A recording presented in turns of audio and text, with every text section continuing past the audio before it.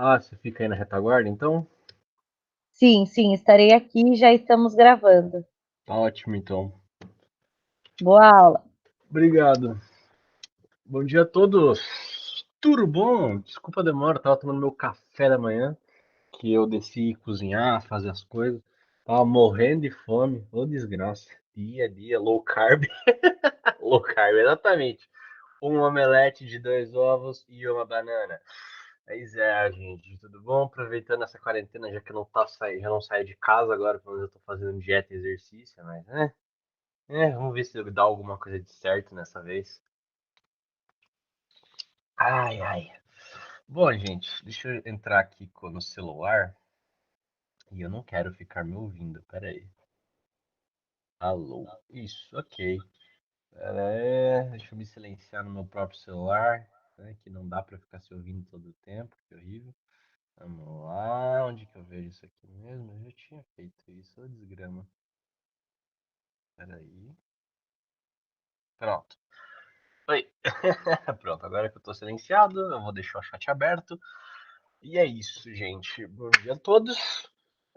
Estamos em 45, são 8 horas da manhã. Eu me sinto numa reportagem da Globo, oficialmente. E gente, bom, deixa eu aqui apresentar a tela. Permitir. Ok. Apresentando tela. Bom, o chato daqui é que eu não consigo deixar uma tela aberta e outra fechada. Mas não tem problema. Eu fico aqui. Ok.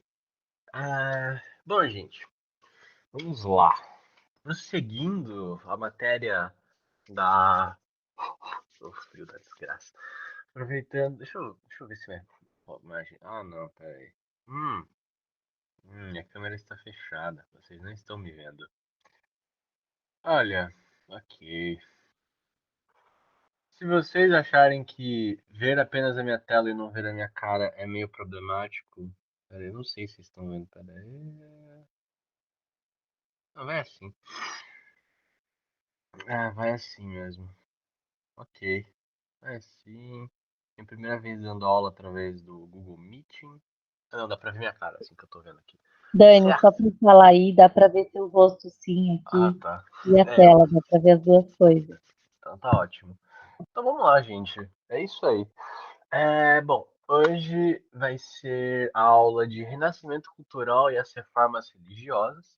Agora sim, a gente vai entrar na famosa transição, porque assim, a Idade Média, ela é média, né? Para os olhares dos historiadores modernos clássicos do século XIX, eles chamaram de Idade Média porque ela era uma transição.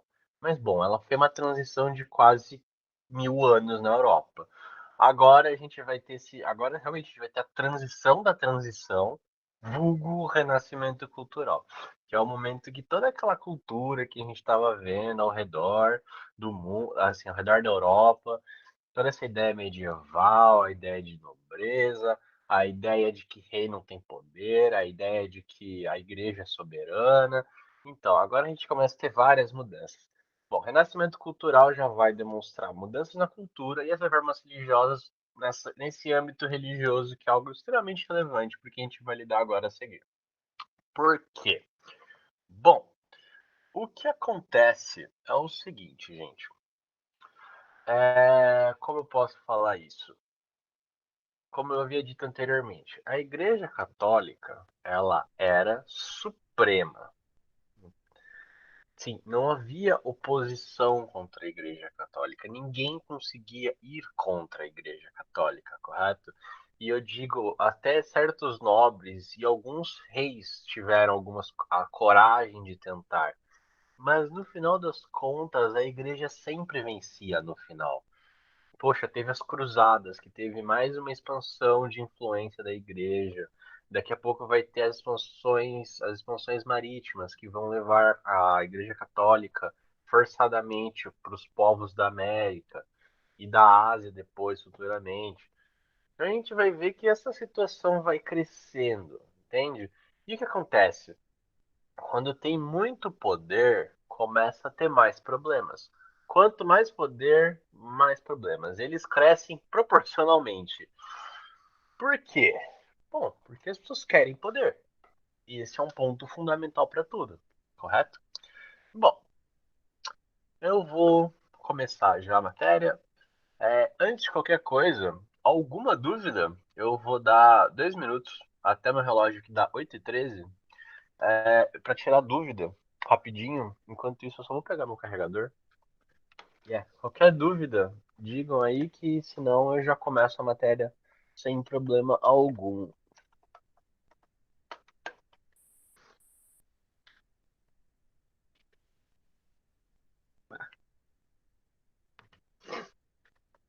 Ok.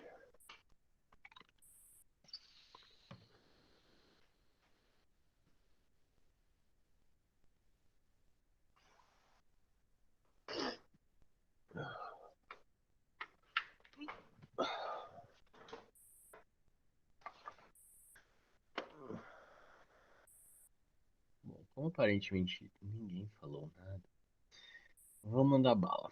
Bom, vamos lá. Ok.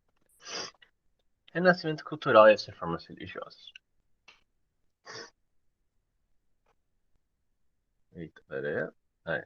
Bom, características. Influência da cultura greco-romana, valores burgueses, otimismo, individualismo, racionalismo, naturalismo e hedonismo. Bom, otimismo, toda a ideia real de sim, otimistas. Os burgueses eram otimistas. Por quê? Porque eles acreditavam que quanto mais eles vendessem, lutassem, mais tivessem dinheiro, mais poder eles iriam conseguir dentro da sociedade, que era totalmente de nobres, de sangue azul. Individualismo, cada um pensa cada um por si. Racionalismo não é que esquece, mas afasta o conceito divino para assim poder fazer seus negócios. Naturalismo. Bom, a ideia de que as coisas vão seguir um fluxo natural é um conceito sociológico que ele vai. E o naturalismo e o determinismo no geral andam de mãos dadas. A ideia muito de, como eu posso dizer de uma forma mais excelente, gente, naturalismo. Eu sou horrível para explicar naturalismo. Tá, eu não vou lembrar como dar um bom exemplo de naturalismo. Mas basicamente essa ideia de que as coisas vão seguir um fluxo determinado. Existe um meio social, correto? E no meio desse social, as pessoas têm a sua natureza e que cada um vai seguir a sua natureza. E as pessoas não conseguem sair das suas caixinhas, basicamente. Bom, repúdio aos ideais medievais, traduzindo toda aquela ideia de tríplice santidade e tudo mais, o meio influencia o indivíduo dependendo do canal. No naturalismo, a ideia nem é tanto que o meio influencia o indivíduo, o meio escolhe o indivíduo, no geral. Porque o indivíduo não vai mudar aos olhos do naturalismo. O meio vai selecionar os indivíduos mais preparados, mas no geral não é que as pessoas mudam por causa do meio. O meio apenas vai favorecer aqueles que se encaixam nele. Basicamente essa é a ideia. Bom, repúdio aos ideais medievais. Então, eles odiavam todo aquele conceito que eu havia dito sobre a triplicidade, né? Triplicidade, que é nós temos aqueles que rezam, nós temos aqueles que lutam e nós temos aqueles que servem, que são servos.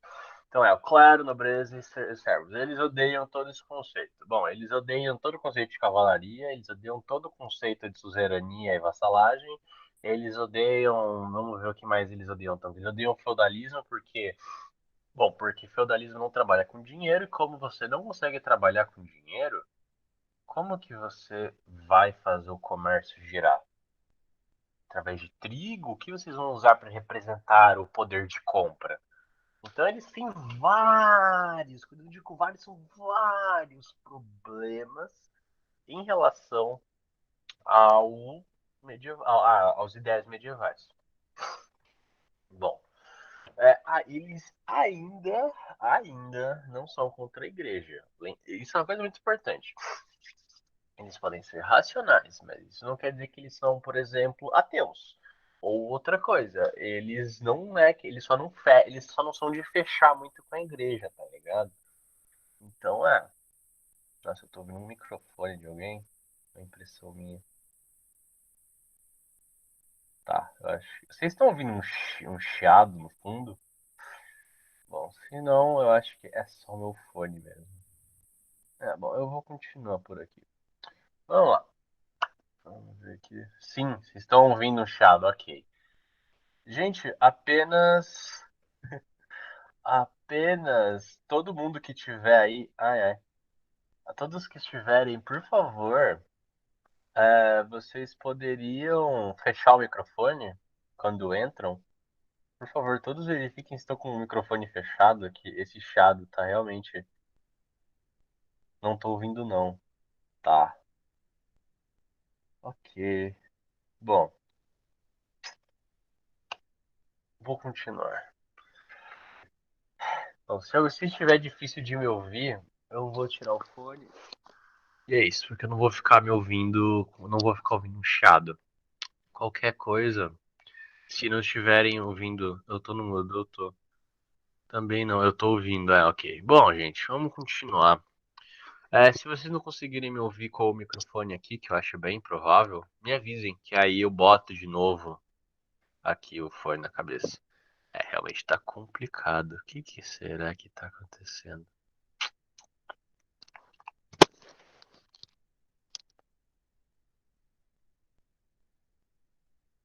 Realmente eu não sei. Bom, já parou aqui.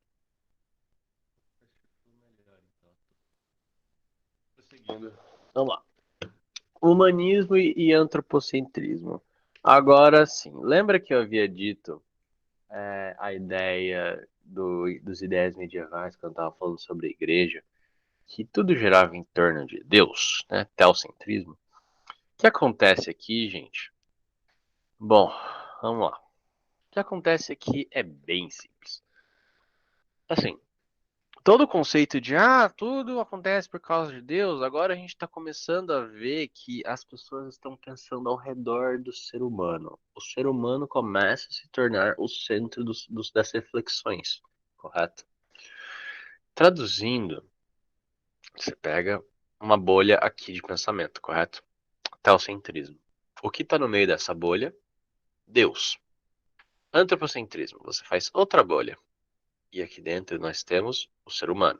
O ser humano no conceito de que ele é algo diferente, ele é algo com comportamento, ele é algo diferente dos animais, ele é um animal racional. Então você vai criando o começo de uma antropologia, de um socialismo, não, de uma sociologia, um estudo do homem mais aprofundado, não algo tão filosófico, algo mais assim, mais pensando no comportamento do ser humano e no foco do ser humano, entende? E uma característica muito interessante são mecenas, o mecenato. Um exemplo de mecenas é o Lourenço de Medici. Medici era uma das grandes famílias de Florença, na Itália. Bom, o que são mecenas, Daniel? Mecenas, eles são de uma forma não tão bizarra quanto o exemplo que eu vou dar, mas na verdade não vou nem falar isso porque só vai ficar bizarro. Mas o ponto o mecena é tipo um sugar daddy para os artistas. A diferença é que eles pagam os artistas e aí vem a arte no lugar. Eles são patrocinadores. Eles são patrocinadores dos artistas. Então tem esses caras muito ricos que são burgueses ou até alguns nobres. E esses caras são muito ricos e eles querem arte. Por quê? A ideia do mecenas é você dar dinheiro pro artista, porque assim você consegue aumentar também a cultura da sua cidade, por exemplo. Porque, por exemplo, na Itália, que a gente conhece hoje em dia como Itália, é um país que foi unificado. Porque antigamente a Itália eram várias repúblicas. Eram várias cidades repúblicas que eu já havia explicado anteriormente na aula de Baixa Idade Média. quando eu tava falando de como os burgueses começaram a ter poderes políticos dentro da Itália. Jesus Cristo. O que foi isso? Pela outra pessoa? Eu tô te ouvindo, cara. Eu não sei quem tá falando. É um garoto. Meu jovem. Meu jovem, eu tô te ouvindo, cara. Triple X Suri. Eu não posso silenciar aí. Pronto. Foi. Ok, pronto, já foi. Nossa. Prosseguindo, gente, vamos lá. Ai, ai, como eu adoro isso. Eu não sei quando é melhor. Quando eu tô numa aula de AD e uma pessoa deixa o microfone ligado, ou quando eu tô dando aula e uma pessoa deixa o microfone ligado. Não tá chovendo, cara. Ai, prosseguindo, gente. Ai, pera aí que meu computador tá lerdo. Pera aí.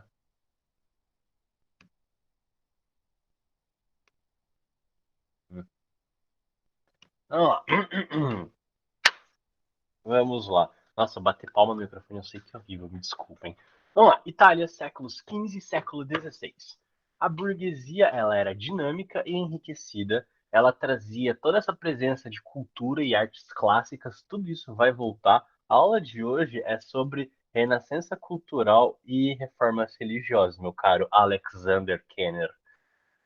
Bom, nós continuamos, e agora que a gente está na burguesia, que se trata de comércio, que trata de pontos comerciais, que trata de cidades movimentadas, a gente começa a ter outra vez uma intensa vida urbana, sendo a capital cultural Florença, e no geral a Itália como um todo.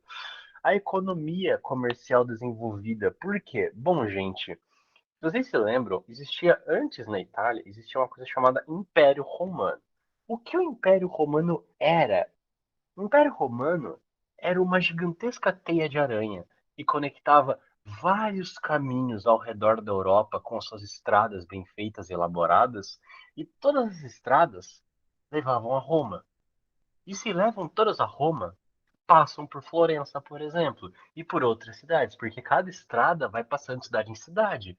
E o que acontece? Todo o projeto de Baixa Idade Média de renascimento urbano, porque renascimento urbano veio antes do renascimento cultural. Isso são coisas bem diferentes. Não é à toa que eu falei de renascimento comercial e urbano na aula anterior, eu estou falando de renascimento cultural hoje. São momentos distintos da história da Europa. E o que acontece agora, gente? Eles têm todo esse sistema de estradas. O que acontece? Eles vão voltar a investir na construção delas para poderem cuidar, porque afinal de contas, como eu disse, a Idade Média durou uns 1000 anos em que destruíram tudo que havia de quase que era Roma. E acontece que agora eles estão voltando a essa raiz, digamos assim. Porque toda aquela cultura bárbara germânica dos godos, visigodos, ostrogodos, os tártaros, todos os nomes de aldeões germânicos que saíram de um buraco negro. E tudo isso agora está começando a morrer e está voltando outra vez à cultura greco-romana. Óbvio que nem toda a cultura germânica que foi trazida pelos bárbaros morreu. Longe disso. Não se esqueçam. Mas a cultura greco-romana está voltando à tona. Por quê? No Oriente Médio, as pessoas tinham ainda essa cultura greco-romana. O Império Bizantino existia. E bom, agora que os cristãos já invadiram Constantinopla, saquearam Constantinopla e outras cidades do Império Bizantino e do Oriente Médio, vários deles voltaram para a Europa com esses ideais greco-romanos outra vez. Então, a gente vai ver que a gente está voltando para uma romanização do sistema comercial, do sistema econômico e algo extremamente relevante porque a gente vai ver. Microfone aberto. Tá. Não sei quem entrou com. Tá. Prosseguir. Ok. Economia comercial desenvolvida, eu já comentei disso, e todos os motivos por que a vida urbana e a economia comercial voltaram à tona. Política fracionada em pequenos estados, é o que eu havia dito anteriormente para vocês. Todo o conceito de reis com reinos imensos e feudos grandes pra caramba, o tamanho de uma província da Inglaterra, aqui a gente não vai ver mais. Aqui a gente vai ver que são republiquetas, basicamente. Na Itália, se você pegar Florença, é a cidade de Florença, com as suas leis, com a sua jurisdição, com o seu legislador, com o seu sistema político, e isso vai indo de cidade para cidade para cidade. É, pera aí. Tá, tá, tá, tá, tá, tá, tá, tá, tá, tá, tá, tá, tá, tá, tá, tarapa. Nossa, isso vai.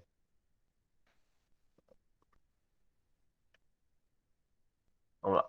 Renascimento italiano nas letras. Bom, precursor vai ser o Dante Alighieri, que vai fazer a Divina Comédia. Boccaccio. Boccaccio. Vai ter muito italiano francês agora que eu vou falar nessa aula hoje, gente. Então eu vou pôr todo o meu italiano em dia hoje, tá bom? Então lá, o Boccaccio, que fez Decameron. Bom, primeiro explicar a Divina Comédia. A Divina Comédia é um cara chamado Dante, que é o que escreveu o livro, e ele e o Virgílio, eles vão tentar sair do inferno e ir até o céu para encontrar a sua amada. E por que se fala Divina Comédia, sendo que não é muito que humorístico? Bom, gente, o conceito clássico de comédia é que o começo é algo ruim e você termina num lugar melhor. Então por isso que é Divina Comédia, porque você começa no inferno e você termina no céu. Então as coisas só vão melhorando com o tempo. Ok. Decameron, sim, Decameron é incrível. Você vê, mano, Decameron tem. Decameron são quantas? 1.000 histórias? Não, são 10 histórias. Agora eu não lembro quantas histórias são, mas é um livro que meu professor de literatura sempre falava pra ler. Eu não li, porque eu não achei ainda o livro. Mas é um livro muito bom. E Nicolau Maquiavel, que é o príncipe, que é todo um conceito de como o príncipe deve se comportar, o Estado e tudo mais. Então, o Maquiavel, assim, gente, ele é muito bom. Isso, 10 histórias, o Príncipe é muito conhecido.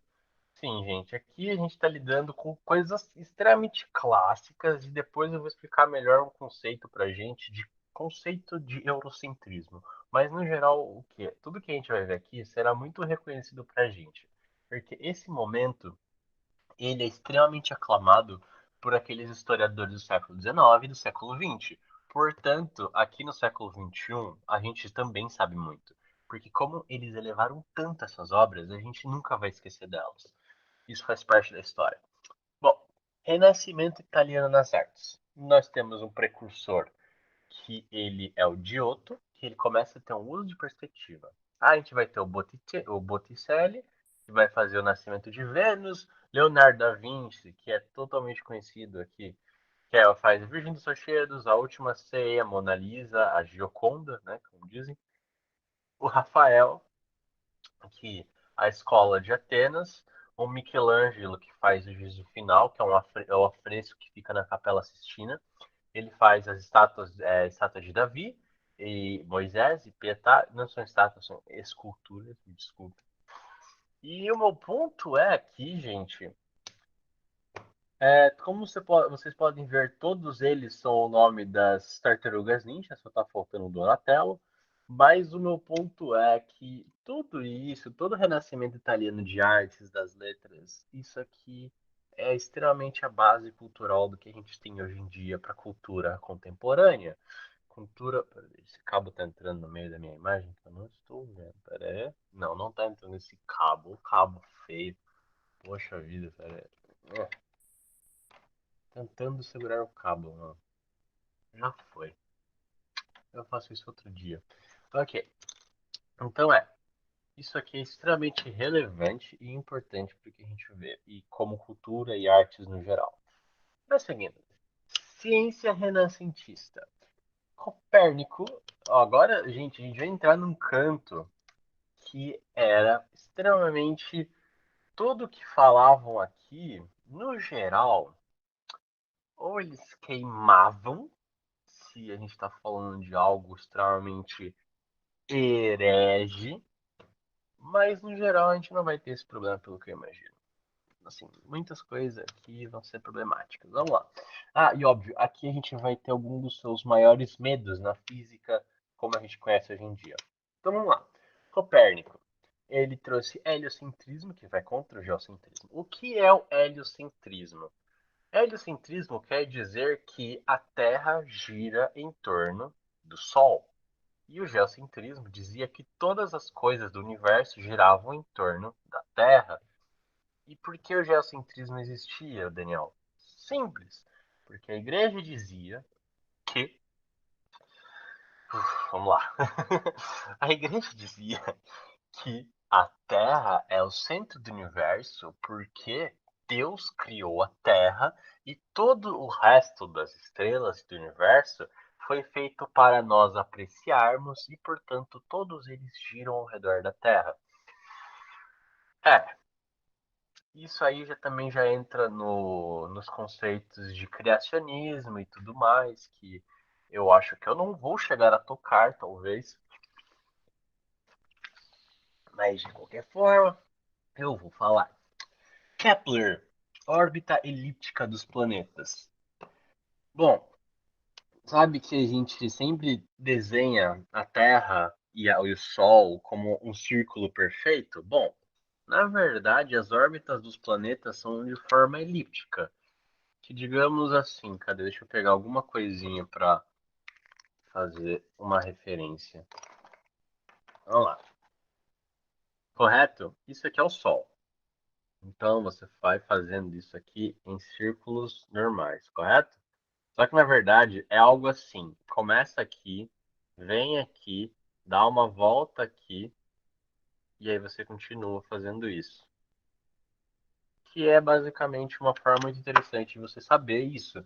E como ele fez isso no século XVI, no século XV, eis a questão. Bom, Galileu Galilei aperfeiçoou o telescópio, formulou a tese do movimento da rotação da Terra e foi condenado pela Inquisição. Verdade, se eu bem me lembro, Copérnico foi queimado. Galileu Galilei, ele foi condenado à cruz, aí ele negou, porque basicamente ele dizia que a gravidade, ele disse que a gravidade existe, porque ele que fala do movimento da Terra, e como ele provou, com a famosa tese dele de jogar duas bolas do mesmo volume, bonitinha, só que,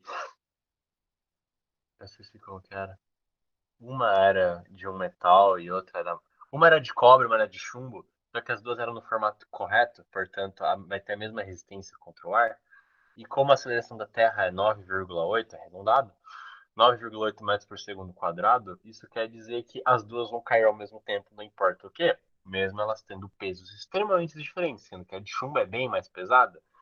E quando ele fez isso, quando ele jogou as duas esferas da Torre de Pisa, a igreja falou que era bruxaria e acusaram ele. Não mataram ele, mas ele foi preso em prisão domiciliar. Depois eles perceberam que. Fala. Eles perceberam que ele também estava formulando teses com carvão, porque ele tiraram os lápis dele, tiraram o carvão dele, e nos invernos ele passava muito frio, porque ele não tinha carvão para aquecer a casa e ele acabou morrendo. Como é? Bom, agora a gente tem o Francis Bacon, que é o que vai sistematizar o método experimental, que é toda a ideia de você tem que formular uma tese, você tem que testar a tese, você vai ver se está batendo com o projeto da tese inicial. Todo o conceito científico de você testar e produzir teses novas e científicas com veracidade. Porque uma maçã é diferente de outra maçã, mas elas são maçãs de qualquer jeito. É uma ideia bem científica e interessante. O Galileu não assinou um documento falando que estava alucinando, ele assinou esse documento. Acontece, na verdade, não é que ele assinou o documento, ele confessou em corte que ele só estava alucinando. Mas ele falou mentindo, porque ele não era burro, ele sabia que se ele aceitasse o fato que ele era um cientista correto, ele seria morto por causa disso. Vamos lá, André de Vessalio, dissecação de cadáveres e agora todo esse sistema aqui de medicina que eu vou falar agora, dissecação de cadáveres, circulação periférica do sangue, retorno do sangue ao coração. O que acontece, gente? Esses três quando você prova uma teoria dessas, é meio ruim. Porque no cristianismo e em outras religiões também, você tem o conceito de que você não deveria mexer no corpo dos mortos. Então, o que acontece? Assim, o porquê é proibido mexer em corpos? Vamos lá. Por que as religiões proíbem certas coisas, lembra? O travou o áudio, não estou ouvindo. Mas tá todo mundo me ouvindo ou o problema é só com a Kayane? Deixa eu pegar uma coisa que caiu aqui. Tá tudo certo aqui.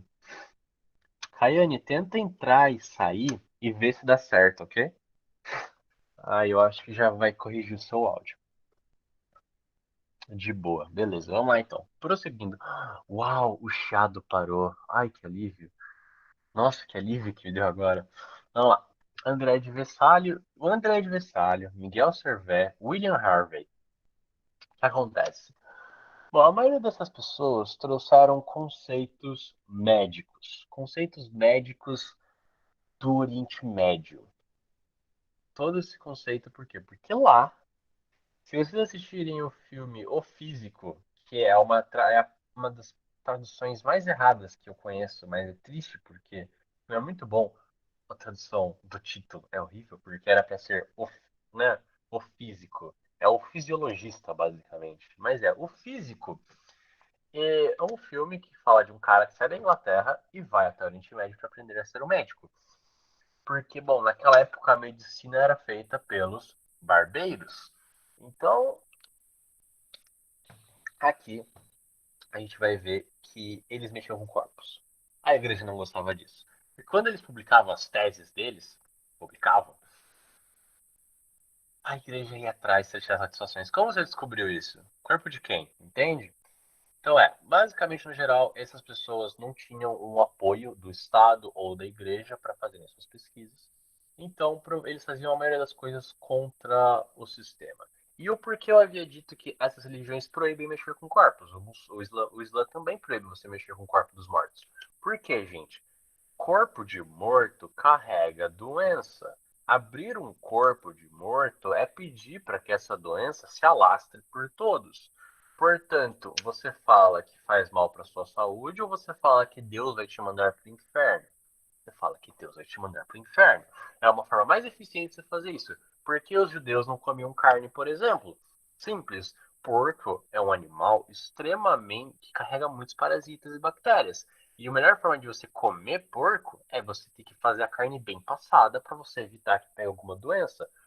E, portanto, ao invés de você falar Deus disse que é para comer porco bem passado, você fala que quem comer porco vai para o inferno. Então, basicamente é isso. Várias das coisas que a gente vê que são proibidas pela religião da gente comer é porque naquela época as pessoas não podiam comer aquilo porque senão elas iam ter doenças e iriam morrer. Porque para e pensa, você vê que todo mundo que comeu porco na semana passada tá todo mundo doente. É um castigo de Deus, entendem? É todo esse conceito. Isso é extremamente relevante. Vou comer em dobro para compensar, então. Nossa. Ai, ai. Bom, vamos lá. Já terminei de falar da ciência. Pera aí que meu computador às vezes me decepciona em relação. O que que tá acontecendo com os slides que ele trava? Ah, acho que é porque eu tô com umas 8 abas abertas, né? Ai, ai. Outros países. Porque, bom, o foco era a Itália, mas agora. E viva o vegetarianismo. Bom, vamos lá. Países Baixos. Então, quando eu digo Países Baixos, isso encaixa Flandres e Holanda. Então, vamos lá. Erasmo de Roterdã, elogio da loucura. Então a gente vai começar. Eu vou mostrar aqui basicamente as coisas que aconteceram nesse renascentismo cultural, que são muito relevantes para cada pessoa no seu respectivo país. Como eu disse, o foco era a Itália. Aqui a gente vai ver os outros caras. Os outros caras. Vamos lá. Thomas Moros, Utopia. Shakespeare, Hamlet, Macbeth, Otelo, etc. Gente, Shakespeare é. Vamos lá, por que Shakespeare deu tão certo? E é uma das poucas coisas que eu aprendi com um dos meus professores da faculdade, porque ele era péssimo dando a matéria dele. Mas quando ele foi falar de Shakespeare, ele era muito bom naquilo. Vamos lá, Shakespeare é o seguinte, por que Shakespeare é tão famoso até hoje? porque ele conseguia se comunicar com todos. As obras do Shakespeare eram para todos. Era para o povo, era para o nobre, era para o burguês. Por quê? Ele usava um inglês dele. É o que a gente chama de inglês shakespeariano. Que hoje em dia parece complexo, talvez, mas mesmo assim é uma linguagem simples, que trata mais dos sentimentos. Então é. Bom, agora a gente vai ter na França Montagne com os. Falei com sotaque de italiano.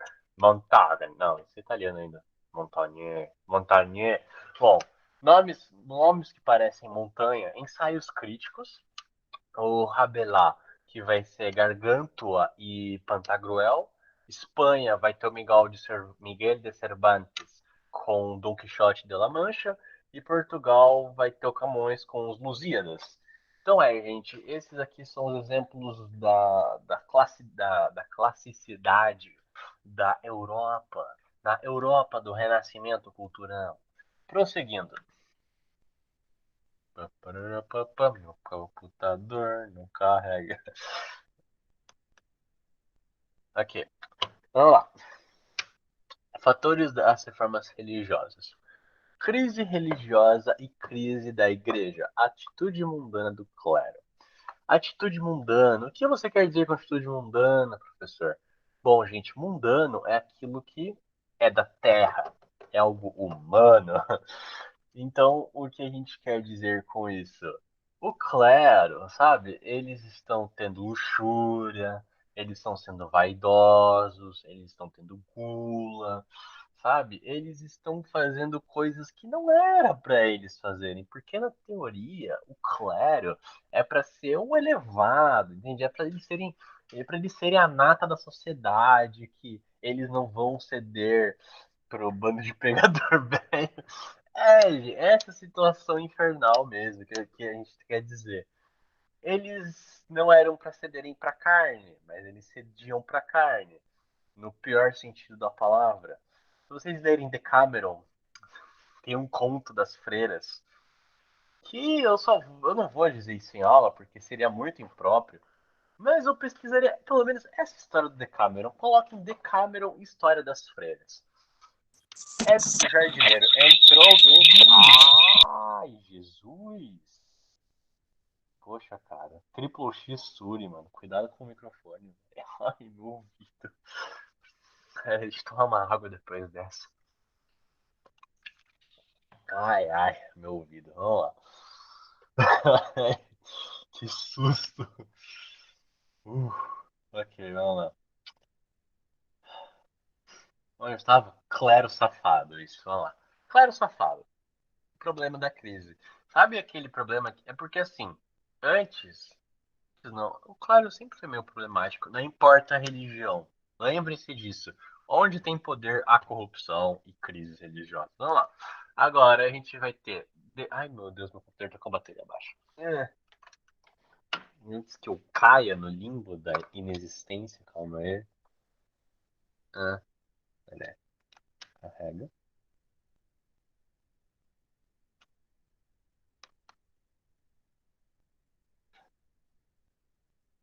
Ah, não foi você? Relaxa, cara.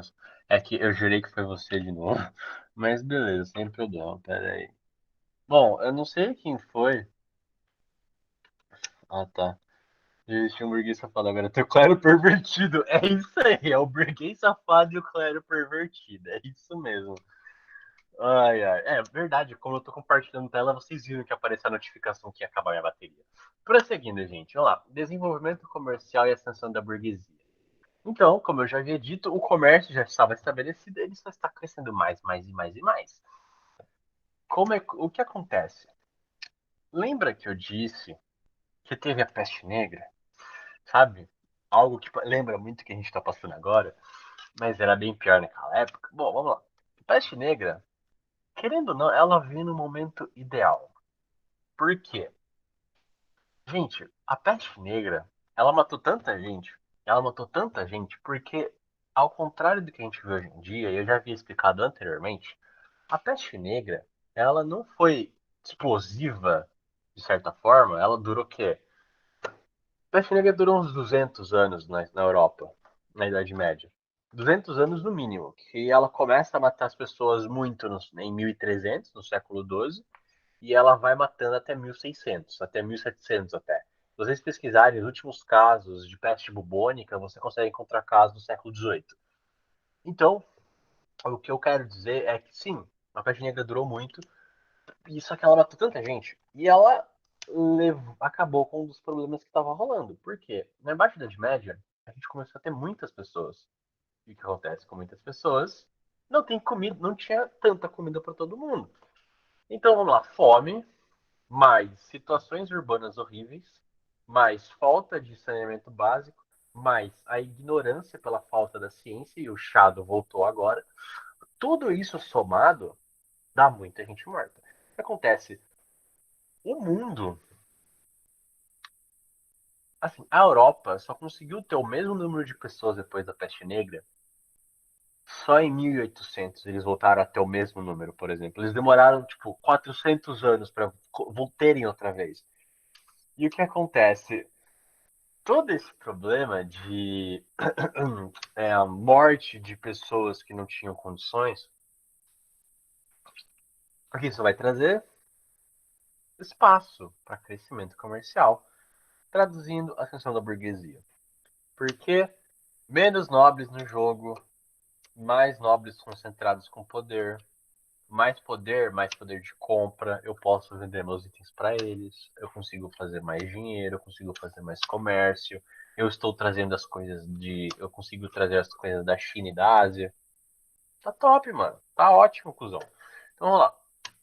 Fortalecimento da monarquia. Sentimento nacionalista. Certo. Agora sim a gente vai começar a ver as prévias de o porquê a igreja não vai conseguir mais. Porque a igreja não tinha oposição. Como eu havia dito anteriormente, o poder era descentralizado e localizado na mão dos senhores feudais. Um senhor feudal não podia ir contra a igreja. Até o próprio rei não poderia ir contra a igreja, querendo ou não. Tirando o fato que a gente já teve um rei que foi contra a igreja, que foi o rei da França. A gente ignora isso. O ponto é, como você tem um sentimento nacionalista, você tem outra coisa que une o povo. John Wick. Acontece, cara. John Wick lembra o John Wick. Então, vamos lá. Ok. O que acontece aqui? Ascensão da burguesia. Sentimento nacionalista. Sentimento nacionalista, ele quebra o espírito de universalidade da igreja. A igreja unia todos. Por isso que é universal. E tem a igreja universal. Que eu não vou falar disso, porque isso é uma coisa muito recente. Mas tirando as palavras universais que eu estou constatando agora, o ponto é, agora o povo tem outra coisa que liga eles. Eles têm um rei forte. Eles têm o rei da França, o rei da Inglaterra. Tá bom que muitos deles já lutavam por um rei da Inglaterra e por um rei da França na Guerra dos 100 Anos e depois na Guerra das Rosas. O ponto é, as pessoas começam a ter outra coisa que os une além da igreja. E isso é extremamente relevante para a filosofia e para o pensamento do povo da época. A gente vai ter o renascimento cultural que ele traz a crítica e o racionalismo. Traduzindo, as pessoas começam a questionar a igreja, as escolhas da igreja, o que a igreja faz, do que a igreja trata. Precursores vai ser John Wycliffe e John Huss. São os precursores de tudo isso que vai assim, eles são os precursores do Lutero. A diferença é que John Wycliffe e John Huss, se não me falha a memória, eles morreram. Então eles morreram não por morte cama bonita, eu tô falando de morte cruz fogo ou outros tipos de tortura feita pela igreja na época.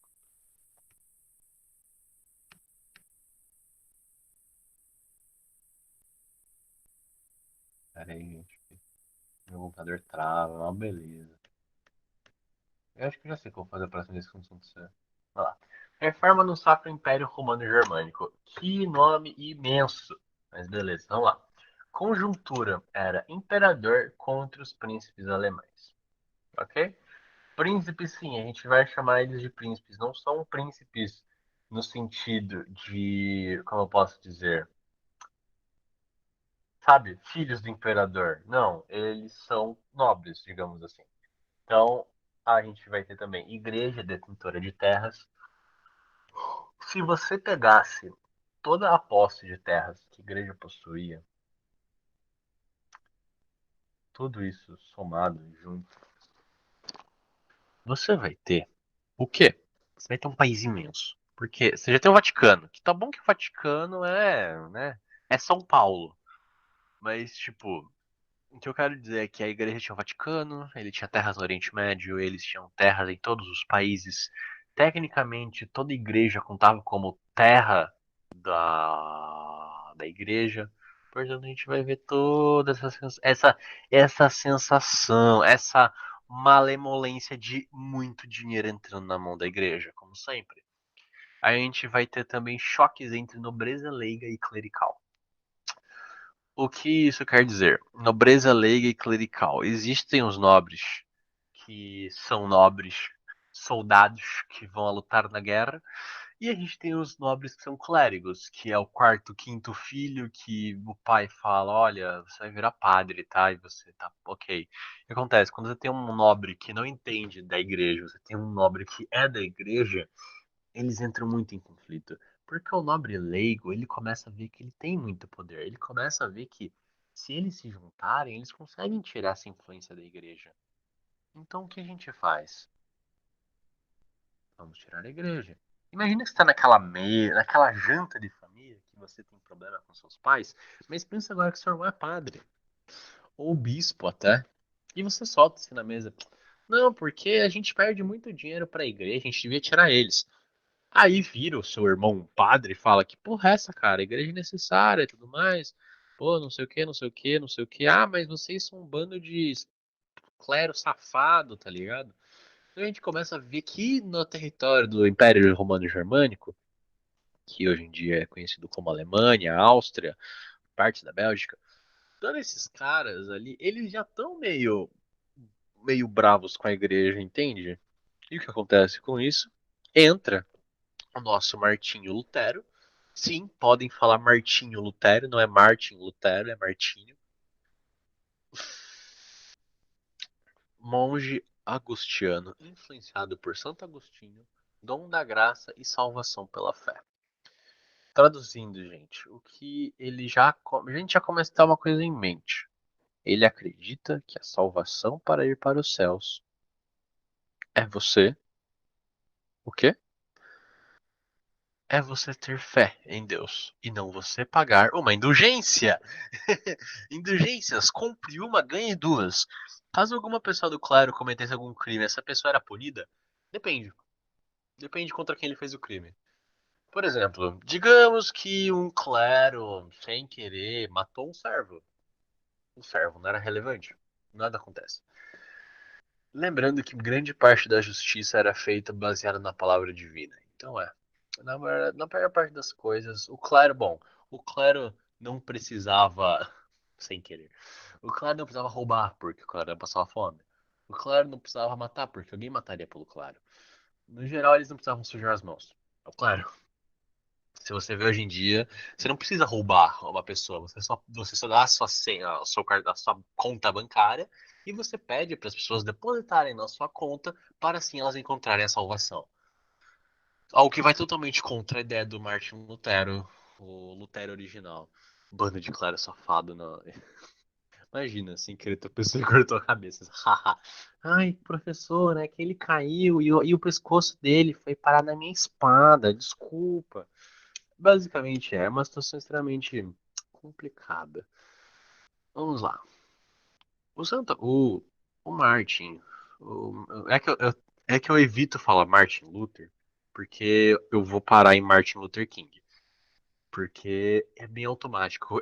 Eu adoro estudar tanto Martin Lutero quanto Martin Luther King. São duas imagens extremamente relevantes para o que eu acredito que faz base da nossa cultura hoje em dia. Martin Lutero, ele quebrou a Igreja Católica, ele quebrou a fé cristã, ele partiu tudo isso, e não é à toa que hoje em dia a gente consegue até ver que, por exemplo, a congregação universal às vezes tem mais seguidores do que até a própria Igreja Católica Apostólica Romana. Então, o que acontece a gente começa a ver que a fé vai se separar. Mas eu já explico isso melhor. Mas o ponto é, gente, as 95 teses do Lutero, 1517, 1517, portanto, ela, ano, ela, realmente, eu tinha esquecido. No ano que eu fiz vestibular foram 500 anos de protestantismo, de 95 teses. E caiu no meu vestibular, obviamente, caiu perguntas do Lutero, né, parte de história. Aí eu tava craque. Nossa, eu tinha estudado muito Lutero naquele ano. Tá velho, hein? Ô, você tá tirando, vacilão. Porra, eu tenho 19 anos, cara. Tá me chamando de velho? Porra. Aí eu fui no vestibular da FAD, tinha caído Lutero. Todos os vestibulares que eu fiz, caiu no Enem, caiu no Enem Lutero, caiu na FAD Lutero, caiu na FUVEST Lutero, caiu na Unesp, caiu na Unicamp, caiu na PUC Campinas, na PUC São Paulo, caiu em todos os vestibulares Lutero. E foi tipo, pergunta grátis, façam. E caiu, não caiu na primeira fase da FUVEST, caiu na segunda fase da FUVEST nas perguntas dissertativas. Louco. Tomara que caia novamente. É, né? Vai que eles fazem aniversário de 503 anos de tese luterana. O negócio era estudar Lutero. Hoje em dia, sim, a história gosta de aniversários. Ano passado, por exemplo, tinha feito 50 anos de que o homem foi para a Lua. Então a história e o vestibular gostam de aniversários. Então basicamente, busquem aniversários em 2020. E como é 2020, deve ter muito aniversário de coisas importantes que aconteceram. Então gente, prosseguindo, vamos lá. Então, Lutero, ele é totalmente baseado em salvação pela fé. A fé trará salvação para os outros. Portanto, você já vê que ele não gosta muito dessa ideia de você dar dinheiro para a igreja. Correto? Correto. Pretexto, então, comércio de indulgências. Indulgências, basicamente, o que são as indulgências? Vamos lá. Indulgência é o princípio de que. Vamos lá. Isso é uma coisa extremamente. É um detalhe, mas ele é muito legal de ver. A indulgência, você pega a indulgência. O que é a indulgência? Digamos assim, nós temos uma caixa. Correto? Eu não tenho uma caixa aqui perto, né? Tá, eu tô sem caixa. Mas vamos dizer que essa tartaruga sem cabeça é a caixinha das indulgências, correto? O que acontece? Dentro dessa tartaruga, nós temos todos os sacrifícios que foram feitos por Jesus e pelos santos e por aqueles que morreram em nome de Deus para proteger o povo, correto? Portanto, aqui dentro, o que a gente tem? A salvação. Portanto, se você usar o que tem aqui dentro, todos os seus pecados serão impunes, porque os outros sofreram pelos seus pecados para serem redimidos, correto? O que acontece com isso, então? O que acontece dentro dessa tartaruga? Acontece que, para você ter direito de conseguir o perdão dessa tartaruga, que perdeu a cabeça, ela tá aqui dentro, olha só. Para você conseguir isso, o que você vai precisar, Daniel, meus caros alunos, você vai precisar pagar uma quantia de, eu não sei, 20 coroas, e depois de você pagar 20 coroas, o que acontecerá? Você ganhará um perdão. Mas ok, você tem 20 coroas e 20 ave-marias, basicamente. Esse é o conceito. Mano, essa. E é triste porque essa tartaruga era um presente da minha avó, cara. E é que ela tá amarrada ali dentro. Eu nunca vou conseguir tirar essa coisa. Tipo, eu juro, essa. Ana, essa tartaruga deve ter que uns 10 anos já, 12 anos por aí. Então, apenas 24 parcelas e 3 coroas sem juros. É isso mesmo. É isso aí, gente. Basicamente, que é de graça. Então, o que acontece quando você faz 95? Você chega na, você chega na Catedral de Nuremberg. Não, Nuremberg. Nuremberg. Você nem lembra, era Nuremberg que ele chega. Ele chega, ele bota um papel imenso de 95 teses, prega e você fala as 95 coisas que a igreja está incorreta. E até hoje, se você pesquisar, é muito difícil você encontrar alguma das folhas originais das 95 teses. Lembrando, já existia impressora na época. Não a impressora que a gente tem hoje em dia, mas eles já tinham um sistema de prensa. Traduzindo, eles puderam espalhar por toda a Alemanha isso. E quando você espalha isso em todas as igrejas da Alemanha, alguns clérigos não vão curtir isso. Porque, afinal de contas, alguns clérigos estão ganhando muito dinheiro com isso. Portanto, eles mandam uma carta para o Papa. O Papa Leão X, o Leão dos X-Men, o Leão Décimo. O Leão dos X-Men, ele recebe uma carta, né? Que o restante que queime no mármore. Ai, ai. Ou seja, quem tem dinheiro livre, leve e salvo com o poder. É salvo com o poder. O restante fica no mármore do inferno. O mármore do inferno, cara, essa frase, essa palavra é tão inferno. É tão engraçada, mas tão errada. Bom, o Leão dos X-Men, ele recebe uma carta do bispo da Alemanha e fala: "Oh, é o seguinte, tem um cara que tá publicando uma porrada de papel. Tem vários papéis aqui e estão todos criticando a igreja. E aí, o que a gente faz?" Bom, o que a gente faz? A gente conversa com ele. E caso não dê certo, é incrível que essa filosofia funciona hoje. O que acontece? Então, já que não dá certo isso, a gente mata ele. A igreja era uma máfia, se você parar pra pensar bem. Prosseguindo. Ai, computador, computador, computador. Verdade, eu ia falar. Peraí. Ah, não, isso aqui deu certo? Deu, isso aqui deu certo. Vamos lá. Pã, pã, calma, reforma suíça. Pã, aqui, achei. Isso. Vamos lá, apresentar. Sim, eu vou ficar abrindo e saindo, gente, me desculpem. Vamos lá. Doutrina luterana protestante. Salvação pela fé e não pelas obras. O que isso quer dizer? A sua fé é o que vai te salvar. Não o fato de você ter decorado Ave Maria, cheia de graça, o Senhor é convosco, bendita eres entre as mulheres e bendito é o fruto de teu ventre, Jesus. Traduzindo, a ideia de que. Lembrando uma coisa extremamente importante: eles fazem todas as missas em latim. Ninguém fala latim. Naquela época, as pessoas também não falavam latim. Só o clero sabia falar latim. Traduzindo, ninguém entendia porra nenhuma. A salvação tem que ser feita através da fé e não pelo fato que você está lendo a Bíblia, entendem? Bom, e vamos de alienação. Ai, ai. Vamos lá. Lembrando, gente, antes de qualquer coisa, eu não estou criticando a religião de ninguém. Por favor. Só estou dando a minha humilde aula de história. Se por algum motivo alguém se sentiu ofendido, venha falar no privado comigo, por favor. Se alguém tiver alguma curiosidade de religião, venha comigo conversar no privado. Mas, por favor, se eu por acaso alguma coisa o vos ofender, relaxa. Passa zap, bebê. Gente do céu, que brabice. Prosseguindo, vamos lá. Culto simples e em alemão. Traduzindo, o culto simples é a ideia de que você não vai ter que decorar todo um sistema de igreja. De igreja não, de missa, de rezas. Você não vai ter que ficar decorando o Pai Nosso, Ave Maria e todas as outras rezas. Você só precisa cantar, você precisa ouvir o sermão, você precisa conversar em alemão.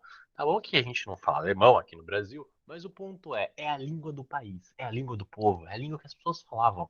Nossa, eu acabei de falar que alemão é a língua do povo. Mas ok, ironias do destino, não é mesmo?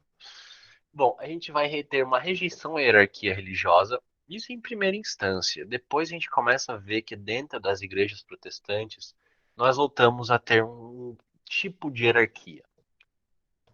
Porque existem. Qual que eram? Existem. São duas ou três? Eu sempre confundo. O ponto é, existem duas instituições extremamente hierarquizadas neste mundo. A primeira, o exército. Por quê? Porque o exército tem toda uma cadeia de comando, do soldado mais baixo até o alto general. E a segunda. Ah, não, já lembrei qual é. A terceira instituição. A segunda instituição é a maçonaria. Dentro dos maçons existe uma gigantesca hierarquia entre eles. E a terceira é a igreja. Tanto a católica como outros tipos de igreja protestantes, existe uma gigantesca hierarquia. Hierarquia no sentido que a gente vai ter um noviço, que vai virar um monge, que vai virar depois um padre, de padre ele vai talvez virar um bispo, de bispo ele vai virar um cardeal no Vaticano, e de cardeal do Vaticano ele pode se eleger como papa. Então existe uma gigantesca hierarquia, e lembrando que acima de todos, Deus. Então, a gente vai ter uma rejeição do celibato, a gente vai ter sacramentos, o batismo e a comunhão sem a transubstanciação, que basicamente é a ideia da hóstia, porque, bom, maçonarias de verdade, ai que burra, pensei que era meme. Não, gente, maçonaria existe de verdade. Eu conheço muitos maçons, por sinal. Eles são gente boa. Um pouco problemáticos, mas gente boa. Eu não deveria ficar falando isso. Porque acho que o meu vizinho é. Então é. Cara, eu entendi o real conceito dos maçons. Ai, ai. Bom, vamos lá. Eu nunca. Eu falo mais. Na verdade, se alguém vai falar bem de maçonaria, provavelmente vai ser o Bruno quando ele for falar das revoltas que tiveram dentro do Brasil. Por que o celibato existia? Eu esqueci agora o que é celibato. Espera um segundinho, rapidão. Eu esqueci do celibato, ô desgraça. Celibato. Meu Deus do céu.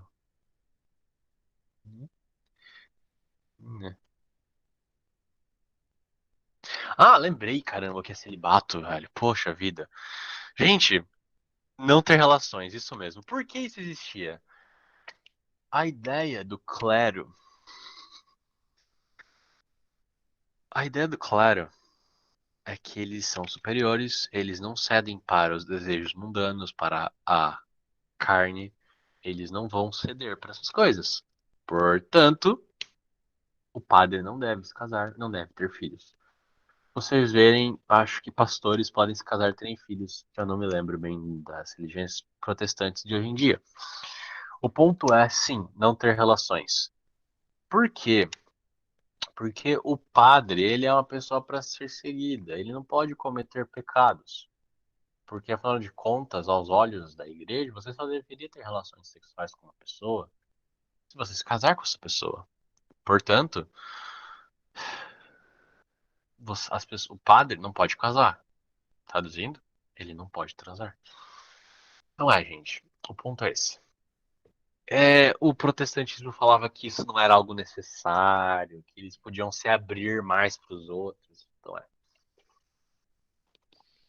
Vamos lá. Sacramentos, batismo e comunhão. Já falei disso. Livre leitura e interpretação da Bíblia. Quem fazia a leitura era apenas o padre. Apenas ele podia ler a Bíblia. Agora, a ideia é que todos deveriam ler a Bíblia.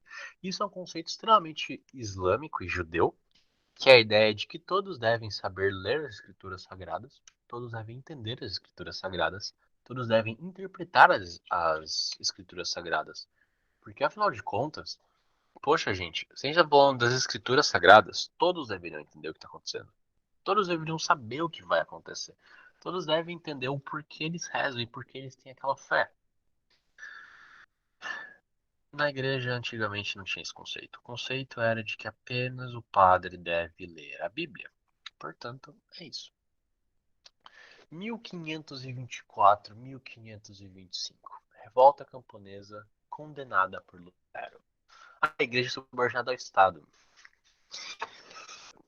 Lembra que eu já dizia várias vezes?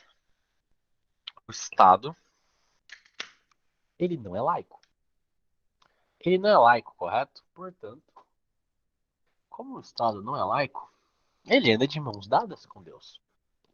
O que acontece quando você anda de mãos dadas com Deus? Todos devem seguir sua religião. Ok. Agora pare e pensa que o líder da sua religião e da sua vertente religiosa do cristianismo, ela é obrigada a seguir o rei, porque o líder da sua religião é o seu rei. Portanto, você vê que o imperador do Império Sacro Romano Germânico, ele também é o papa deles. Óbvio, Lutero não concordava com isso, visto que a ideia de Lutero é que não houvesse uma hierarquia religiosa. Entretanto, você vê que no decorrer do tempo as religiões protestantes começam a ter muita hierarquia. Talvez não seja uma hierarquia feita no papel, sabe, em cargos. Entretanto, Você vê que um pastor tem mais influência sobre outro pastor, que tem outro pastor, que vira um deputado federal, sabe? Coisa básica, né? Prosseguindo. Igreja subordinada ao Estado. Vamos lá. 1524, 1525, Revolta Camponesa. Olá. Revolta Camponesa condenada por Lutero. Vamos lá. O que isso acontece, gente? Os camponeses olham que, nossa, os nobres estão tirando proveito da gente, porque agora o dinheiro que a gente pagava para a igreja está indo para o nobre, pro Estado, para os poderosos. Poxa, a gente está passando fome, por todos os problemas. Eles fazem uma revolta. E adivinha só, gente, é que no geral a gente esquece, mas por exemplo, Lutero era utilizado por Hitler para fundamentar o antissemitismo germânico. Lutero era um cara fanático por antigos contos bíblicos e pelas suas antigas lendas. Que nem o Hitler buscava um motivo divino para falar que os arianos eram superiores. E aqui a gente vê que o Lutero, ele acredita que os camponeses não deveriam se revoltar, deveriam abaixar a cabeça e continuar seguindo as ordens por causa da igreja. Então o Lutero não é um cara tão bonzinho, gente. Bom, em 1555 a gente vai ter a paz de Augsburgo, que vai ser a liberdade religiosa, tal príncipe, tal religião. A ideia de que, bom, seu príncipe segue uma religião, então você deverá seguir a sua religião. Não é o sentido de que cada imperador terá a sua religião, não, é o sentido de que todo príncipe terá a sua religião e o seu povo irá seguir essa religião. É agora que tem que passar.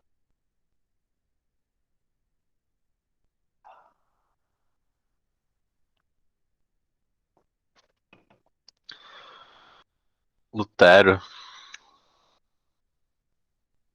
Lutero sempre.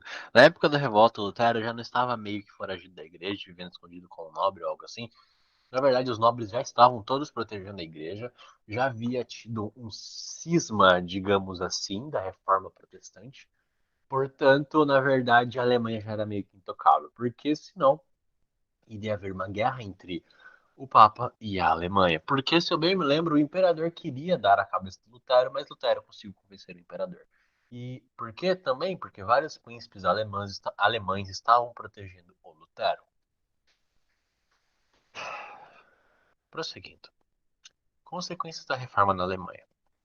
A estrutura agrária feudal se mantém até os princípios do século XIX, motivos que a Alemanha não consegue entrar na expansão marítima e essa expansão marítima conseguir terras na África e em outros países, em outros territórios da América e da Ásia no geral. Por que isso é importante, Daniel? Bom, gente, aqui a gente começa a ver o porquê da Alemanha ter se tornado nazista em 1930. Por que, Daniel? Bom, Lutero foi e ele criou uma barreira. Ele criou uma barreira entre a Alemanha, ou o que a gente chama de Alemanha hoje em dia, entre a Alemanha e a parte do mundo que ainda era católica. Correto? Correto. Quando você fecha uma barreira, você impede transições de cultura e conhecimento científico. Por isso que eu sempre uso uma teoria de que se você pegar no mundo da Marvel, Pantera Negra, você ver Wakanda. Wakanda, existe um problema com Wakanda, porque assim, eles têm sim a maior fonte de produto do mundo, porque cai na prova. Bom, porque o que acontece? Você pegar Wakanda, você vê que eles são fechados. Todo o sistema de ciência deles, baseado no Vibranium, ele todo vai girar em torno do que eles sabem e de espionagem que eles possuem, porque já foi demonstrado que eles haviam espiões em vários lugares do mundo para colher informações científicas também. Avanços científicos, avanços de espionagem, ok. O que acontece? Mas no momento que você não permite que outras mentes fora do seu país trabalhem com aquilo que você tem dentro, o vibrânio, você não permite que outras pessoas façam descobertas que você não iria conseguir, nem você mesmo pesquisando, nem você fazendo uma espionagem industrial. Na Alemanha a gente vai ter o mesmo princípio. Eles vão se manter numa estrutura agrária feudal, por quê? Porque o comércio não gerava por lá, eles não tiveram a ideia de fazer as suas próprias produções de manufatura, que eu já vou falar depois no sistema de produção. Traduzindo, a gente vai ver as coisas se manterem até 1800, até a primeira Revolução Industrial. De passado a Revolução Industrial, quase na segunda daqui a pouco, eles ficam atrasados. Quando acontece a unificação da Alemanha, a Alemanha já está para trás na corrida das colônias, do imperialismo. Portanto, a gente vai ter uma situação um tanto quão desagradável de que, sim, a Alemanha vai ficar para trás. A Alemanha vai ficar para trás. Elas querem novos territórios, porque eles agora têm ciência, mas eles não têm terras ou fontes para conseguir materiais. Portanto, o que vai acontecer? Eles vão declarar uma guerra para conseguir mais territórios. Guerra por mais territórios. Depois daquela guerra, eles tentam fazer um acordo de paz e se ferram nesse acordo. Depois de tentarem fazer um acordo, outros percebem que, nossa, isso não vai dar certo nunca. A gente tem que ser uma coisa diferente. E vê um cara de bigode e cria o nazismo. Então, sim, eu deveria colocar até, mas é porque não parece. Mas sim, existe uma consequência de 400 anos da reforma da Alemanha que existe o nazismo no futuro. É, isso acontece. Às vezes o efeito borboleta de uma coisa tão grande que a gente nem imagina. Bom, os camponeses serão mantidos em servidão e sem direitos políticos. Manutenção de sistema agrário feudal. Servos se mantêm sendo servos, então eles não têm poder de voto. Não existe burguesia crescendo dentro da Alemanha. A Alemanha falam que é uma terra triste até hoje. Gótica, no geral, por sinal. E basicamente eu sinto que é muito por isso. Não se abriu tanto a cultura greco-romana. Ficou fechada num sistema de nobres e de feudos. Por isso demorou tanto para ter uma união. E é por isso que foi tão fácil dominar a Alemanha depois. No sentido de Napoleão ter invadido a Alemanha. Porque ele invadiu muito a Alemanha.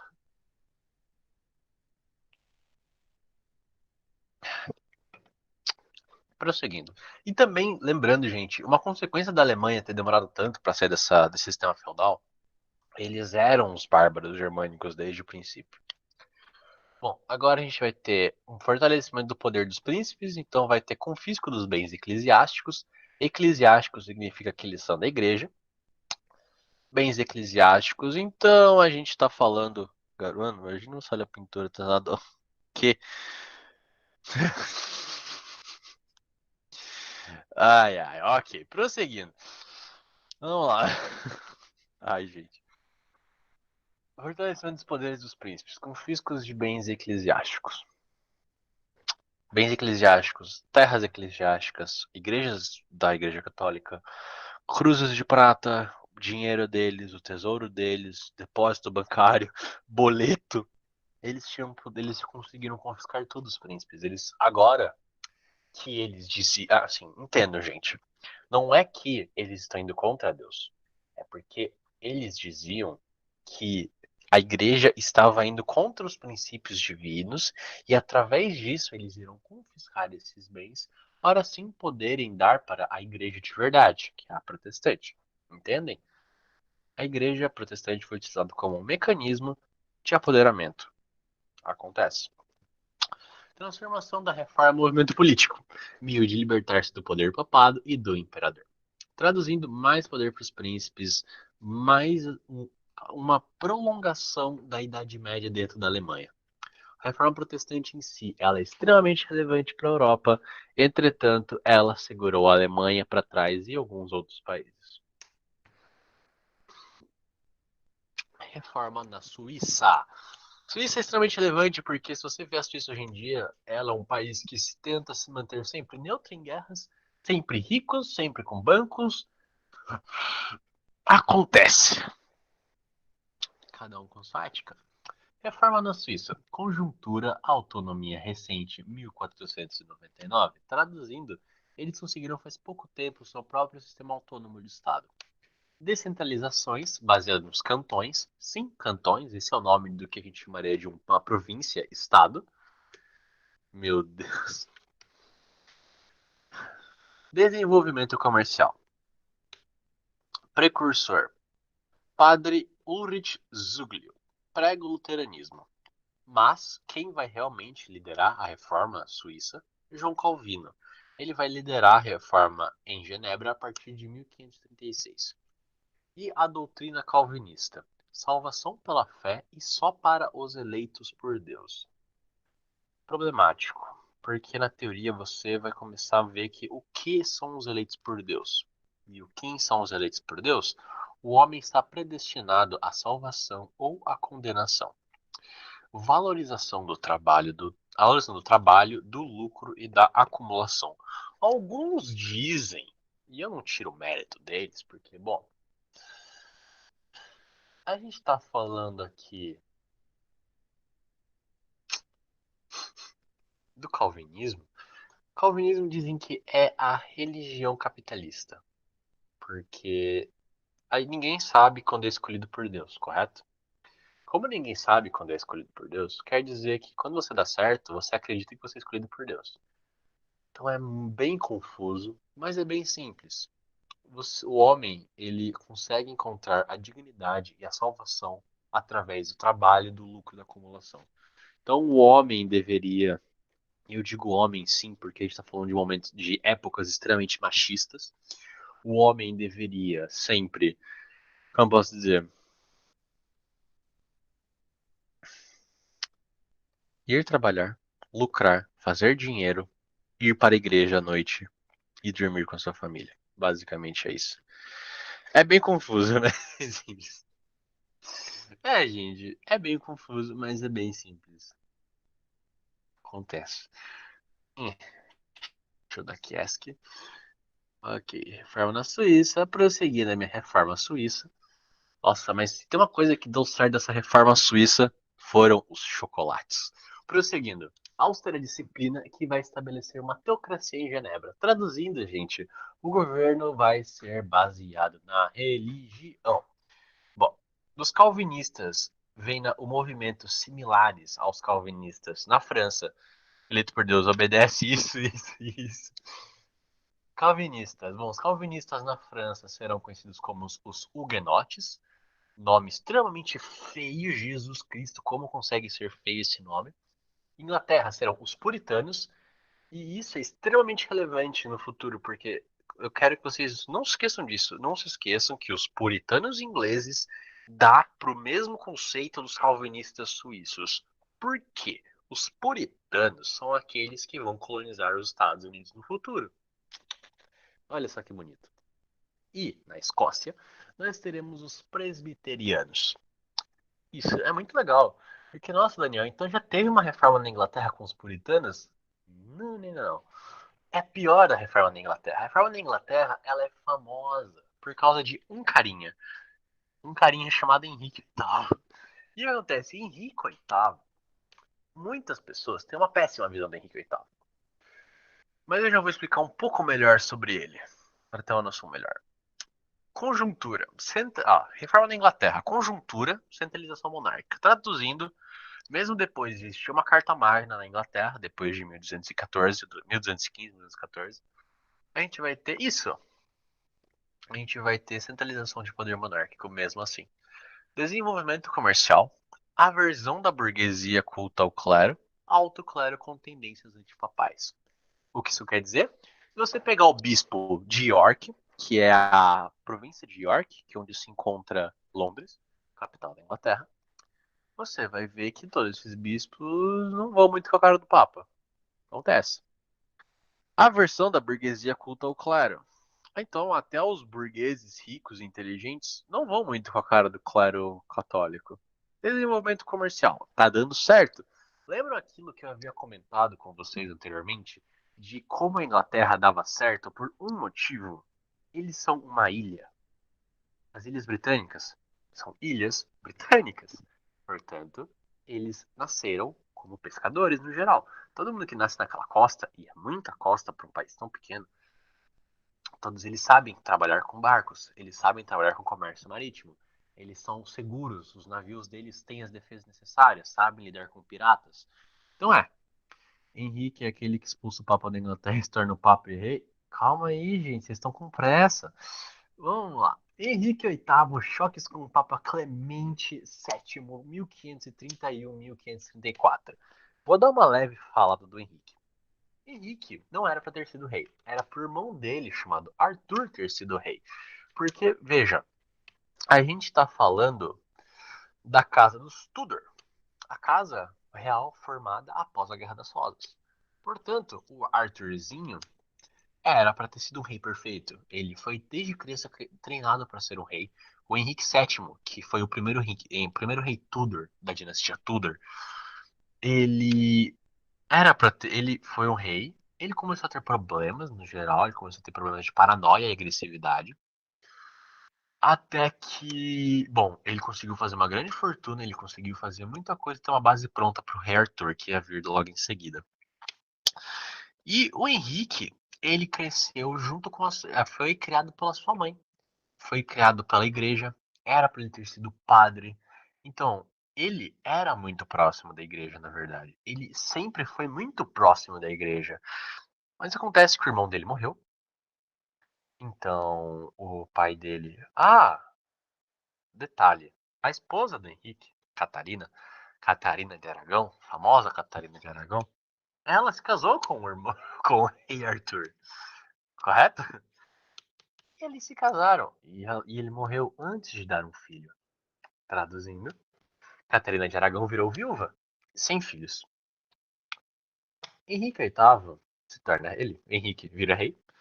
Henrique vira Henrique VIII, correto? Henrique VIII, ele era famoso por ser um cara da festa, da farra. Ele é um cara, assim, popular. Ele é inteligente pra caramba. Ele compreende da arte da guerra. E não é bom de política.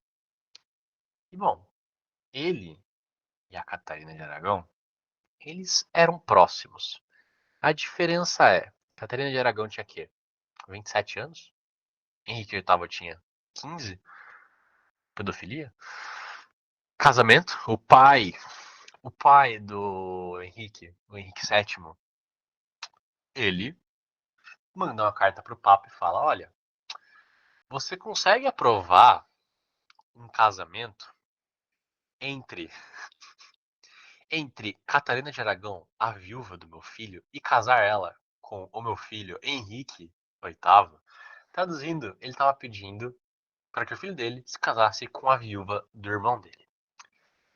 E por que isso, Daniel? Catarina de Aragão é uma princesa da Espanha. Traduzindo, ele estava usando os filhos como moeda de troca. Lembrando, Catarina de Aragão, o reino da Espanha, era um dos reinos mais fortes da época. Portanto, a gente vê algo extremamente divertido e extremamente errado. Suborno ao Papa.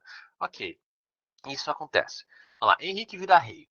Henrique vai e vira rei. E aí, ele estava indo tudo certo, se casou, teve uma filha. Tá bom, ok, teve uma filha, legal. Prossegue. Henrique tenta de novo, invadir a França. Entretanto, o primo de Catarina de Aragão era o era um dos grandes príncipes da Alemanha, do Império Sacro-Germânico. Portanto, eles tentam fazer dois frontes contra a guerra. Extremamente divertido, extremamente. Nossa, gente, eu não tenho tantas frases assim, que errado. Ok, vamos prosseguir. O que acontece então com isso? Ele vai e eles tentam 3 vezes lutar contra a França. 3 vezes eles perdem para a França. Eles ganharam uma vez só, mas não conta. Eles perdem, Henrique fica puto. Henrique tem a sua segunda filha. Henrique fica mais puto ainda. Henrique começa a ter uma crise econômica porque ele gasta muito dinheiro em festa e outras coisas. E aí, ele tem a terceira filha. Então ele fala: ok, essa mulher não vai me dar homens. Sendo que o motivo que um ser humano. Sendo que o motivo que alguém nasce homem ou mulher é responsabilidade genética do pai. Sendo que o pai é que passa o X ou o Y. O professor de biologia já deve ter explicado isso melhor. Então, na verdade, o problema não era a terra onde ele plantava. O problema era a semente que ele plantava. Então, ele já tinha uma amante. É... tem até um caso engraçado, né? Que dizem que teve uma discussão entre os dois, Catarina e Henrique. Lembrando, Henrique amava a Catarina, mesmo ela sendo mais velha e sendo a ex do irmão dele, que morreu. Mas dizem que existem muitos filhos bastardos de Henrique. Existiam, né? Hoje em dia eles estão todos mortos. Henrique VIII tinha várias concubinas e ele teve filhos, homens com elas. Só que eles são bastardos, então você não pode fazer porra nenhuma.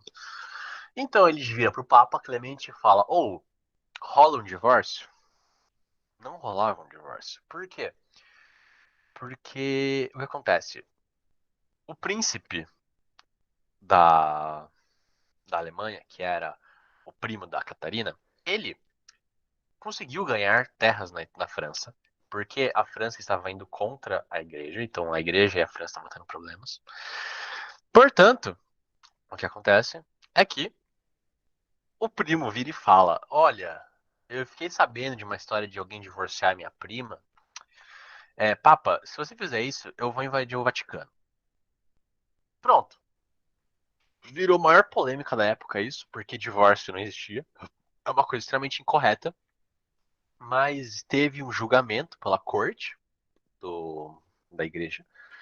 Algo em torno de uns 10 anos de processo, mais ou menos, demorou muito, para ser negado o pedido, sendo que na Bíblia fala que você não deve se casar com a viúva do seu irmão. Tem um versículo específico na Bíblia que fala disso, que você não deve se casar com a ex do seu, com a ex-mulher do seu irmão. E ele falava isso, falava isso, falava isso. Só que para começo de conversa, não era para isso ter acontecido. Então, não deu certo. Traduzindo, se eu não consigo me divorciar pela igreja, eu vou criar a minha igreja. Traduzindo, Igreja Anglicana nasce. A igreja nacional onde o chefe é o rei. Henrique VIII vira papa e rei da Inglaterra. E papa da igreja anglicana. E a igreja anglicana existe até hoje. Entretanto, ninguém segue a igreja anglicana. Os maiores símbolos da igreja anglicana é a família real britânica de hoje. Vocês se veem que quando existe um casamento real, e existem muitos casamentos reais, por sinal, hoje em dia, caralho, o que acontece? Eles se casam através de uma igreja anglicana, porque o chefe é a rainha, a Elizabeth. Aquela senhorinha de chapéu que dá assustadora dirigindo um carro, é ela. Né? Yes. Oi, deu certo, né? Tá. Bom, prosseguindo. Vamos ver o que vocês falaram aqui.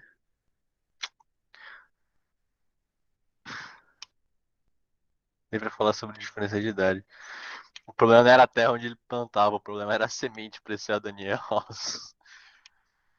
O professor nome dizer filho da putagem, irmão talarico, velho. Meu Deus, titia Beth reptiliana. Senhorita imortal. Ela é, mano, é reptiliana. É lobisomem, né? Tem essa outra teoria que eu acho mais engraçada ainda. Bom, gente, sim. Henrique VIII é pior do que talarico. Ele, mano, o cara pegou a ex-mulher do irmão dele, velho. Que nível de coisa errada, né? Que erro. Vamos lá. Eu tô vendo que eu vou virar muita figurinha hoje, né? Bom, vamos prosseguir. 1533. Suprimida a missa e autorizado o casamento dos padres, então o rei fala: bom, eu quero o clero do meu lado, então eu vou deixar o clero molhar a paçoquinha. Então, deixa eles casarem e vamos deixar a missa mais de boa. E bom, gente, o que acontece? A primeira filha do Henrique VIII, Maria Tudor, ela é chamada como a sanguinária. Ela causa problemas, grandes problemas. Ela vai criar esses problemas entre a igreja anglicana e a igreja católica. Novidade? Nenhuma. Então, ela começa a ter problemas com a igreja. Porque acontece? Vai ter uma reação católica. Os católicos vão querer tentar fechar isso, a Maria Tudor. E logo em seguida, quem vai assumir é a Isabel I e renova o anglicanismo. Então, o início do século XVII, conflito entre anglicanos e os puritanos que vai gerar a migração para as Américas. Melhor passar. Ai, ai. Prosseguindo, gente, o que acontece quando você tem uma reforma protestante é que você vai ter uma reforma católica. Porque os católicos vão perceber, nós temos que mudar. Como nós devemos mudar? Vamos mudar.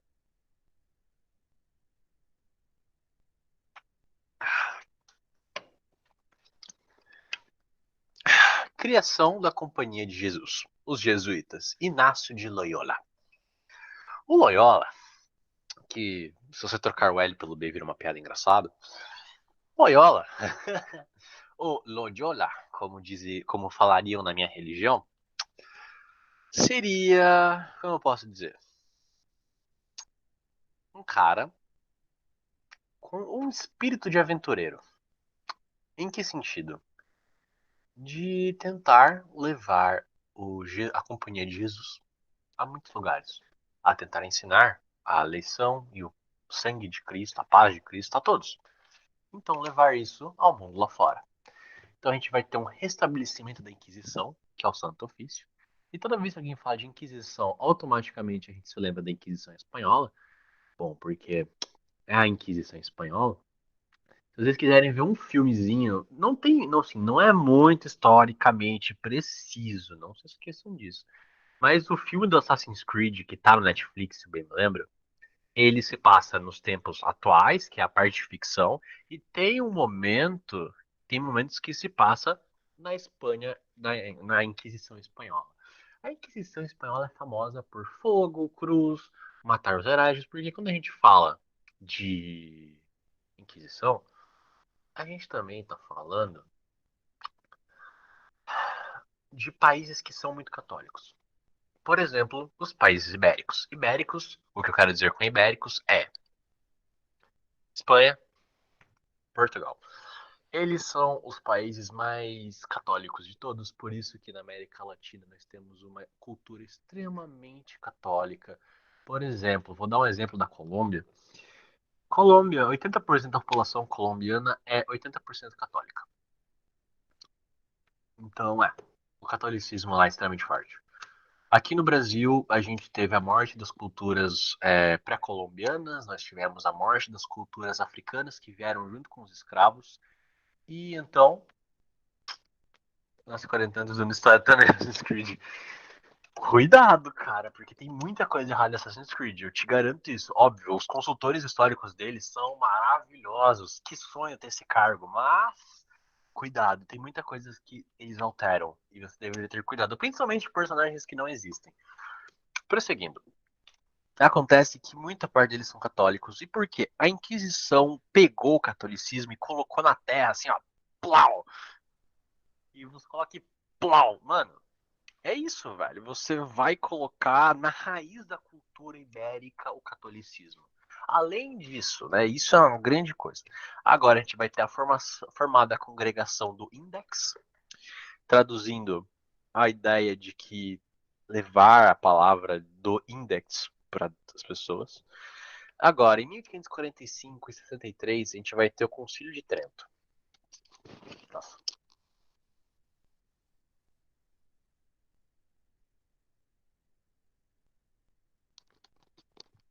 Desculpa. Reforçou a autoridade do Papa. Isso é tudo organizado pelos jesuítas. Trento não é só aquele chocolate. Então vamos lá. Reforçou a autoridade do Papa. Reorganizou o clero. Manteve a doutrina tradicional e instituiu seminários para formar os padres.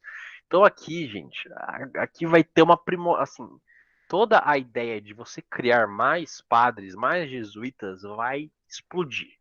Porque agora eles vão ter muito poder, vão ter muita verba, altos investimentos e algo extremamente relevante.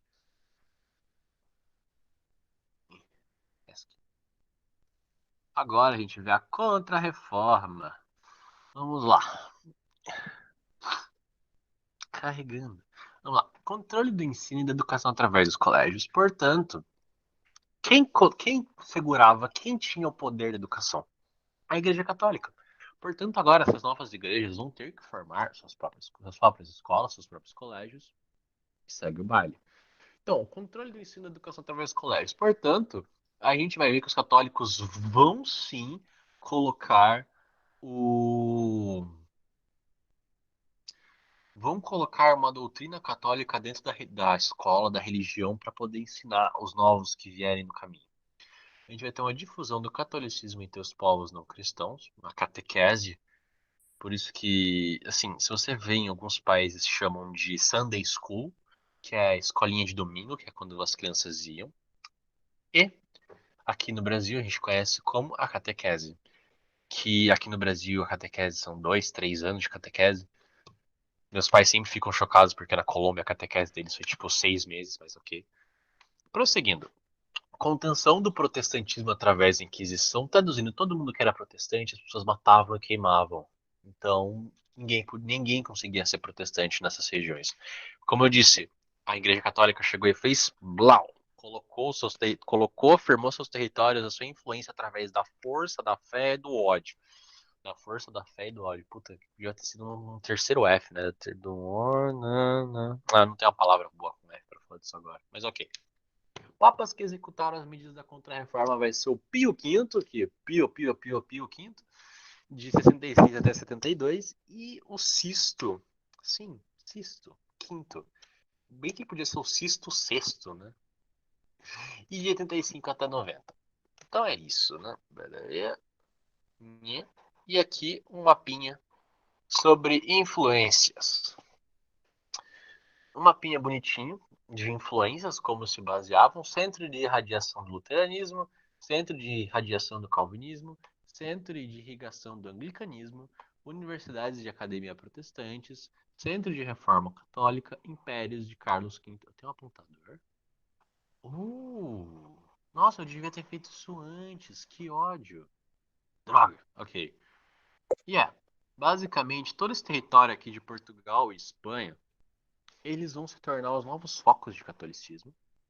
Aqui a gente vai ver Suíça, Itália, Suíça era grande. Todos eles começam a ter a sua escolha. Todo mundo aqui começa a saber o que vai fazer e para qual caminho vai tomar. A religião, nesses casos, influenciará na cultura, influenciará na sua economia, influenciará em tudo. Isso é extremamente relevante para o que a gente vai ver depois.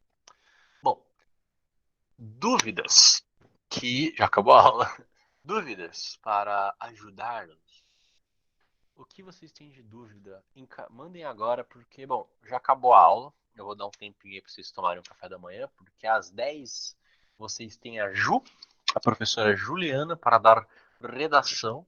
Enquanto isso, eu vou tomar do meu maravilhoso tira-sono.